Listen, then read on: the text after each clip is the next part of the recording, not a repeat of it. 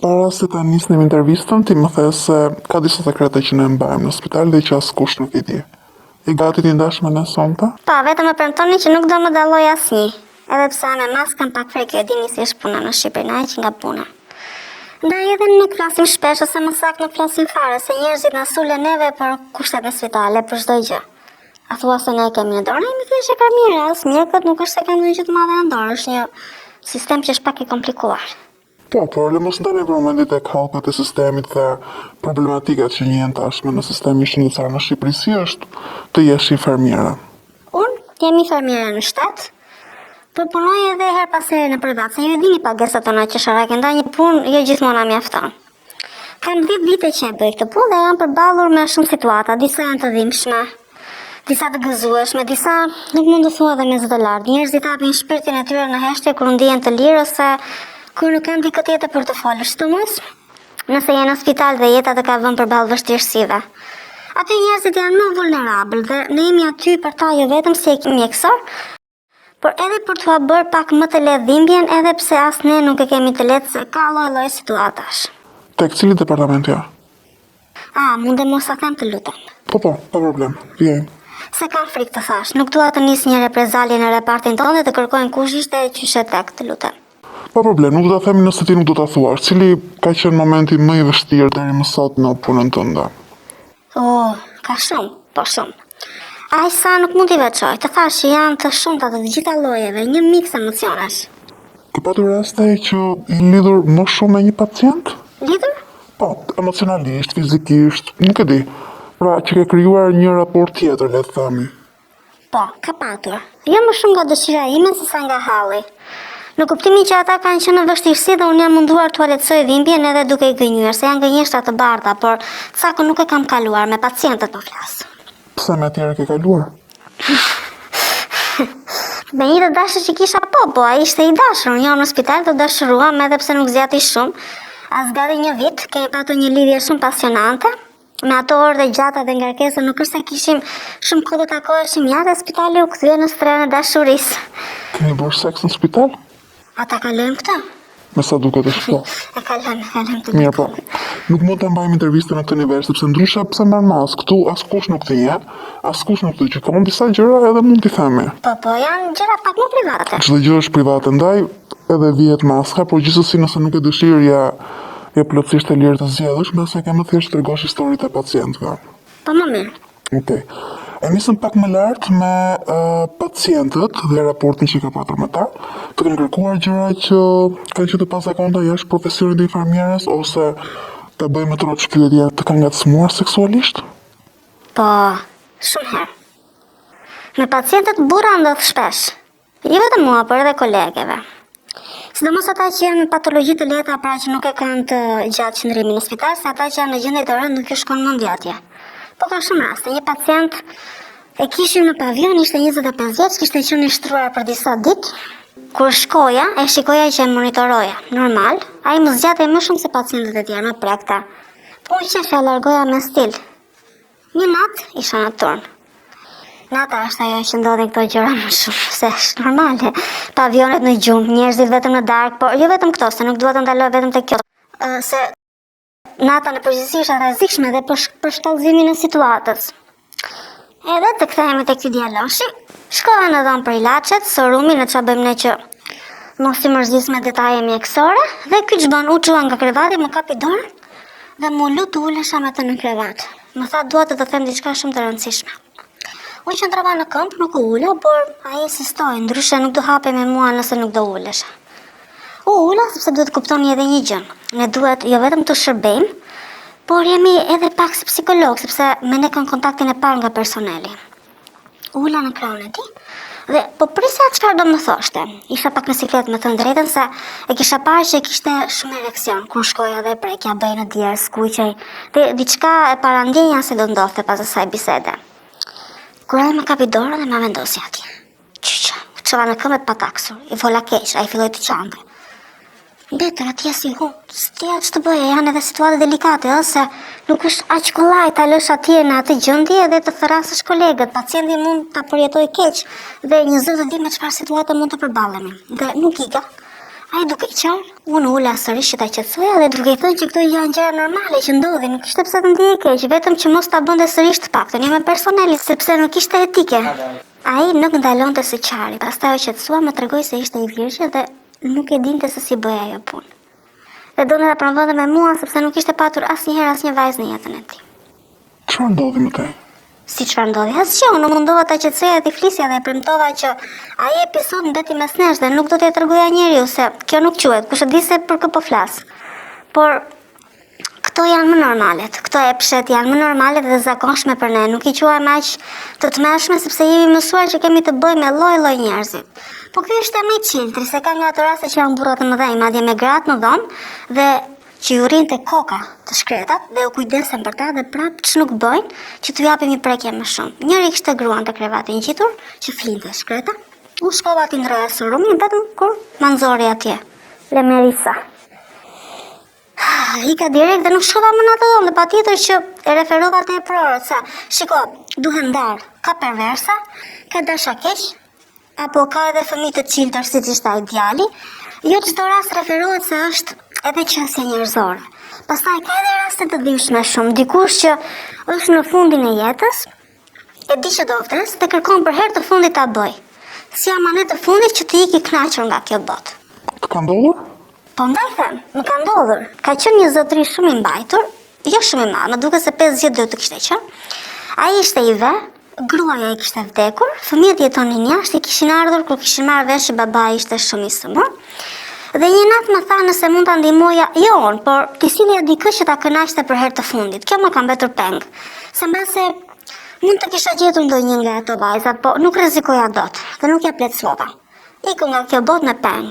Kur ja tregova kolegeve, më thanë ta hiqja mendje se nuk ishte puna ime dhe se ajo gjë nuk lejohet. Po prap, sido që të jetë, cila do të jenë dëshirat e një njeriu në fund të jetës, nuk shikohen. Ai vdiq në spital dhe në momentet e fundit kishte patur ereksion, edhe në momentet e fundit a do të dëshironte më shumë, po nuk më qet nga mendja se si ishte edhe intelektual nga mënyra si fliste. Ai nuk e kërkonte atë vetëm për një epsh, më tha ditën që folëm se donte ta bënte për herë të fundit, por më shumë tha se nuk e harroj akoma fjalë për fjalë. Doa të ndjej lëkurën e një gruaje afër lëkurës time që po vdesta, shumë prekse. Këto po që janë prekse, jo ato që janë pervers dhe duan të përfitojnë në çdo moment. Apo ato që mendojnë se janë në hotel, se nuk I thash, këta pastaj janë mostrafare. Natën që nuk ndodhin se ka edhe qyfyra, kështu e shtyna se çdo bëjmë, vjen një orë që nuk shtyhet fare. Janë këta të shkathtit që e bëjnë në dhomë me gratë apo të dashurat. Këta janë më të shpeshët pastaj. Edhe kur kanë të tjerë në dhomë, ç'do të them, ku thret çameti. Erdhi një grua në mes të natës, e lemerisur, ishte çuar nga krevati, ajo shkreta me një diagnozë të rëndë. Ishte çuar vetëm kur e pam që na erdhi tek dhoma ku rrim ne. Mbetën, u çon me vrap ta kapim se mos na binte atje. Erdhi për të ankuar për çiftin që kishte në dhomë. I kishte zgjuar ajo punë. Më fal, po janë ca situata që janë vërtet për të qeshur. E kishin zgjuar të shkretën. Shkuam në dhomë, ata patjetër që kishin mbuluar çdo gjë. Shkuam u troqëm vëmendje vetëm kur kjo grua e hidhe pacientes. Po ti moj, bën sikur fletë na përgjon neve. Me kolegët pastaj me zikë e mbajtur të qeshur. U ndëruam dhomën normale, I lan vetëm ç'të bënim. Përveç këtyre episodeve, cila është pjesa më e vështirë për ju? Kur e dim që pacienti do vdes dhe nuk u a themi dot. Ja themi familjes, por atyre jo. Edhe ai është momenti më I tmerrshëm. Ose kur na vjen ndonjë pacient I shpërfituar që nuk dim ku ka syrin e ku ka gojën. Apo gra që vijnë të dhunuara deri në vdekje, janë raste për ne shumë të vështira. Një grua erdhi në gjendje shumë të keqe. Gati nuk dija ta thoja nëse ishte grua apo burr. Flokët e kishin qethur të llac dhe erdhi e shpërfituar. Burri e kishte torturuar keq, ai e kishte hedhur në rrugë. Se mbaj mend fikse histori, por më duket se ai dyshonte për ndonjë tradhtim. Ja duhet ta shikoj në portale se e nxorën. Po më duket kështu ishte. Sa keq më ka ardhur dhe gati s'më smëran të fikës se kisha qenë edhe në muajt e parë të punës dhe nuk kisha parë nga këto. Këto janë raste të vështira emocionalisht. Pastaj ta afërm që I lajnë me lot korridorët e spitalit kur bëhet fjalë për fëmijë, pastaj janë shumë të vështira edhe për ne. Edhe pse mundohemi të ruajmë qetësinë e familjarët e pacientët kur shikojmë në dhomën tonë, edhe na rrëshket në lot tani, pse. Ka patur raste kur pacientët e kanë rrëfyer një sekret që nuk e kanë besuar askujt? Po, Edhe qesh jo për sekretin, po se janë të lezetshëm fare. Ka nga ata që vinë në spital për një gjë të vogël, sidomos burrat, dhe mendojnë se do vdesin. E bëjnë tragjike komplet, frikacak shumë, dhe ç'bëjnë, hapin zërt e barkut me ne se kanë frikë se mos vdesin dhe nuk janë rrëfyer. Si me që janë prifne, po prap, ne i lëmë se edhe në material duam të shtimorën të thash.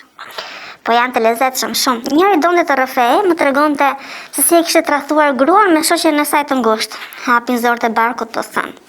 Po, më e bukura është kur marrin vesh që çdo gjë është okay dhe se mund të dali, nuk na shohin në sy fare. Ose ka nga ata që vinë dhe duan të dinë nëse sekreti i tyre është i sigurt me ne, patjetër që po. E di unë, koleget e mia dhe gjithë reparti. Po me mjekët, a kanë të njëjtin raport si me? Ja, mjekët i shohin si perëndi. Jo se ne nuk na respektojnë, por na shohin si më të kafshme, si shoqe, më të lehta për t'u hapur, me mjekët nuk guxojnë se si u duket. Po mjekët i marrin vesh nga ne, vdesin për ta shëtheme për pacientët, mos i shihni ashtu. Bëjnë si serioz në pavion, po kur janë me ne, kërkojnë të dinë ç'ka ndodhur. Njerëz janë dhe ata duan të heqin stresin e punës, si të gjithë ne. Ka ndodhur ndonjë episod paranormal në spital? Në sezonin e parë të maskës kemi patur një punojëse morgu që na ka treguar një episod. Po, ajo, unë kam qarë kur e pash. Nuk e di kush është, po kam shumë respekt për ato. Ata bëjnë punën më të rëndë se ne. Du të kesh shumë zemër ta bësh atë dhe kur e dëgjova atë historinë me atë fëmijën e vogël, me fëmijë është apo? Po. E qava shumë dhe e kuptova.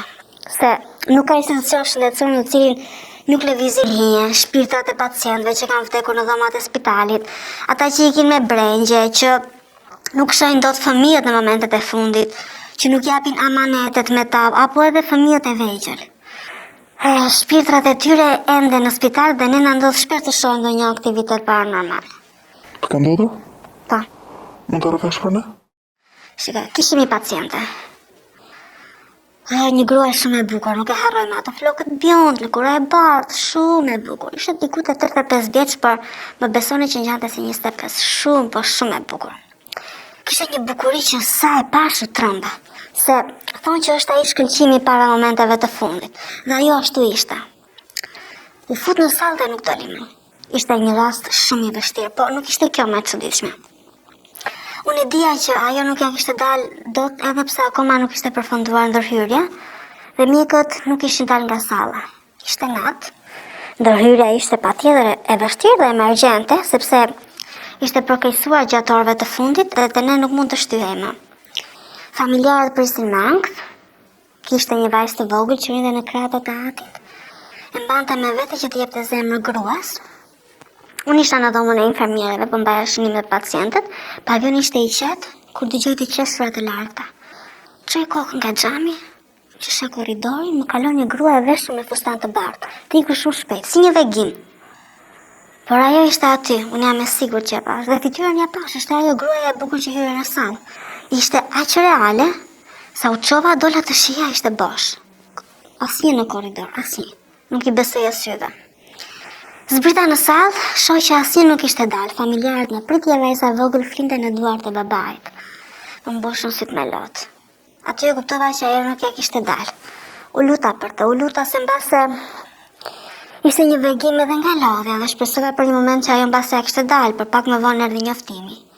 Qava, si në pak raste, po qava. Këtë e pash vetë me sy. Kolegët kanë edhe ata historitë e tyre, të gjithëve na ka ndodhur. Pacientët vinë e na tregojnë për një gjë të frekshme që kanë përjetuar dhe i besojmë, janë gjëra normale. Mirë. E ndërrojmë komplet emrin. A merrni lek? Jo. Mos ma bëj këtë, se kur s'kam parë gjë me sy, as kam marrë, nuk të thëmë gjë. Po mjekët marrin? Jo, nuk kam parë gjë. Mirë, shpresoj që intervista që zhvilluam deri tani të ketë qenë më e sinqertë se sa këto përgjigjet e fundit. Tani mos kalojmë atje, të lutem. Unë erdha për historitë njerëzore, për këto nuk di të flas. Dakor. Faleminderit edhe për ai sa ndave.